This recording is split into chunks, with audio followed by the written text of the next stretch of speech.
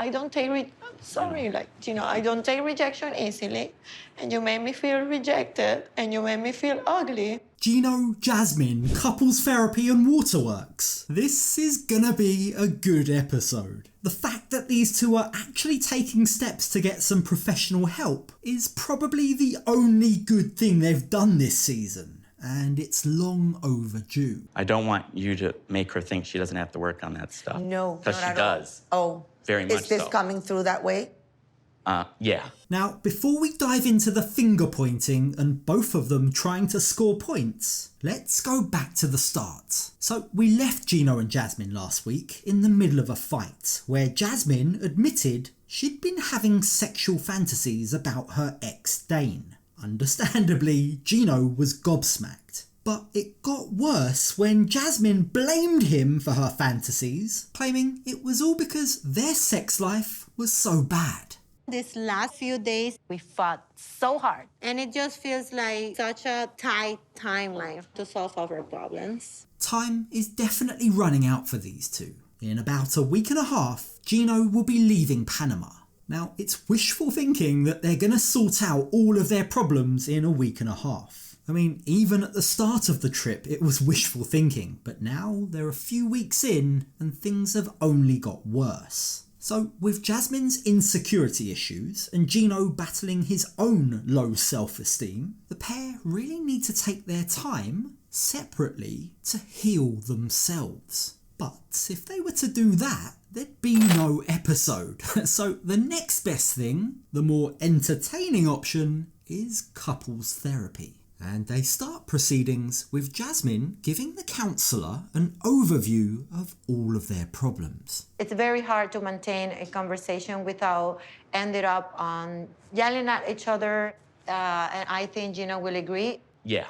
Now, this appears to be a desperate throw of the dice to fix their problems in one magical session. Of course, the counsellor warns them that that's not going to be the case. It's very unlikely that anything will be fixed in one session. And knowing that Jasmine's normally the vocal one, it'll be interesting to see if Gino actually speaks up. Will he rise to the occasion and air his grievances now that he's actually being given the space to do so? I recently found out that Jasmine was seeing her ex-boyfriend, calling him, moved into the same building he's in. Look at the surprise on the counsellor's face when Gino reveals that.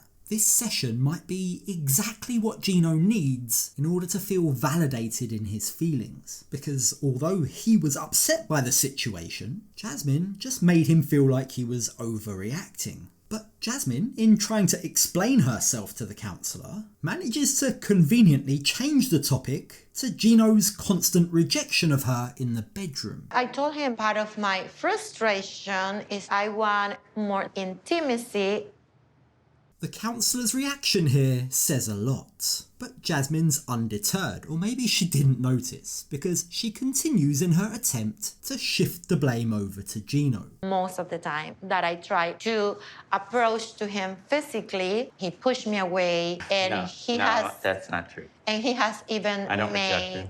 There's so much going on here, and they both seem unwilling to hear the other out. Gino reveals what's upset him, but Jasmine refuses to acknowledge how her actions have hurt him. Instead, she turns it around and makes herself the victim, to which Gino then also refuses to acknowledge his part in her pain. It's a crazy dynamic, but one thing is clear. From what we've seen at least, Gino appears to be lying here. He says he doesn't reject Jasmine like that, but we've seen him do exactly that. On multiple occasions when she's wanted to be intimate with him, he's just shut her down.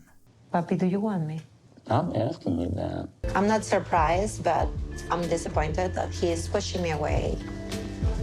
That's not how you treat the person that you love. So is he actually lying, or does he not see his own actions clearly? Maybe he and Jasmine are more similar than we thought. I don't take I don't take rejection easily, and you made me feel rejected, and you made me feel ugly. Jasmine's aware that she has major abandonment and rejection issues. She says that these stem from her father leaving her at a young age, and while of course it's her responsibility to work on these issues, as her partner, it's also Gino's responsibility not to intentionally trigger her.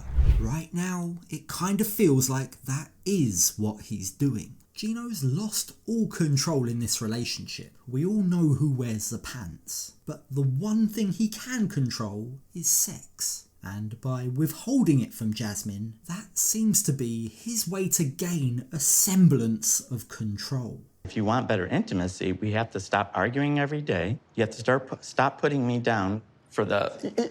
Let me interrupt here so that we can go a little deep here. Gino's using sex as a way to barter Jasmine into treating him better. Now, the counsellor recognises that Gino is expressing what he needs from Jasmine, but she also states that by being intimate, the two will also be able to bond better. That's what's going to allow them to have those difficult conversations. But Gino, he doesn't like hearing that one bit. He bites back at the counsellor, and in fact, he comes across as a little rude. I don't want you to make her think she doesn't have to work on that stuff. No, because she not at does. all. Oh, very much is this so. coming through that way? Yeah. Gino refuses to be in the wrong. He's now made a habit of trying to assert control in the weirdest and most inappropriate situations. Remember the potato peeling incident? I need a cutting board. I will not do it on the plate. If you don't have a cutting board, I can't do it. When he feels like he's being pushed around too much, Gino digs his heels into the dirt like a little child. And right now, he feels like the counsellor is taking Jasmine's side. But it doesn't take Jasmine long to prove Gino right. She just can't help herself from hitting him with a low blow. My worst sex has been with Gino. These are the kind of Because I'm comments being honest, where I really like, don't we have need- any desire to be with her when I hear stuff like that. Okay.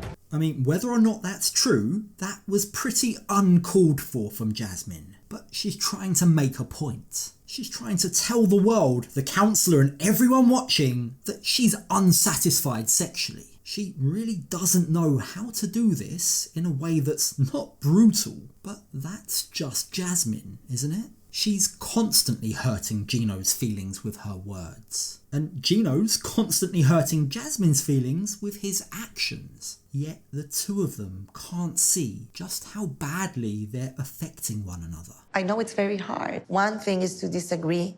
Another thing is to insult and say things that you cannot... we don't know how to argue. Now, the counsellor calls them out on the toxic way they interact with each other. She specifically tells Jasmine that in her hot-tempered moments, she needs to go away, write down what she's feeling before inflicting it on Gino, because clearly she doesn't know how to communicate in a non-combative way. And she also tells Jasmine that she needs to work on moving past her feelings of vengeance. A couple cannot move further where there's revenge because that builds bad feelings, you know? Mm-hmm. They might not talk about it anymore, but it doesn't take a rocket scientist to know that Jasmine's still holding on to a lot of resentment towards Gino for what he did last season. Is Jasmine's horrible treatment of Gino a form of revenge? Perhaps, but perhaps that advice also applies to both of them, because Gino's treatment of Jasmine also feels like some sort of revenge for the way she's emasculated him in the relationship.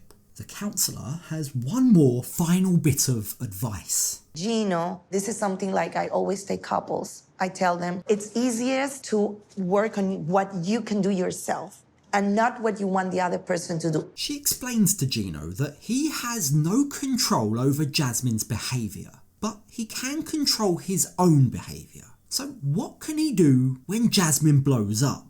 Well, I can try harder not to fan the flame, he says. I can try to be more calm instead of, putting more fuel in the fire. The counsellor then turns the same question over to Jasmine. Is there anything in your power to do right now, she asks, that will ease or alleviate the concerns that Gino has about your ex, Dane? It's gonna hurt me, it's gonna hurt Dan, but if you don't want me to ever talk to him again, fine. The reason why I'm here, because this relationship that we have is genuine. It's ridiculous that Jasmine's acting like this is a huge gesture on her behalf when it's something she should have done a while ago. That is, if she had any respect for Gino. So with the session now coming to an end, they've clearly spoken about a lot. They've agreed to a lot of changes. But actions speak louder than words. Will this one-off therapy session actually help them? Well, Gino has his doubts. What really matters is what your actions are after this meeting. Is she really gonna fix what she's saying she's gonna fix or work on? That's not a good sign, is it? That feels like Gino's already forgotten the counsellor's advice to focus on what he can change about himself, to stop obsessing over what Jasmine should do to change. The truth is, both Jasmine and Gino's pride has been hurt by one another. And while this counselling session is the first proper step they've taken to actually try and get to the root of their problems, it might be too little, too late.